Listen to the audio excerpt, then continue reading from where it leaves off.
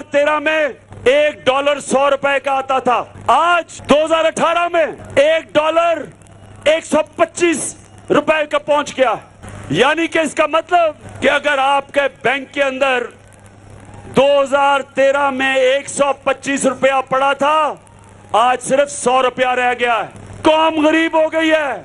जब पाकिस्तान का रुपया 60 रुपए डॉलर से 125 रुपए डॉलर पे गया 10 सालों में, तो पाकिस्तानियों का जो 100 रुपया था वो तो 50 रुपए पे आ गया। सबसे पहले तो आपको एक बुरी खबर देता हूं, मार्केट में रुपया 130 रुपए पे डॉलर पे पहुंच गया।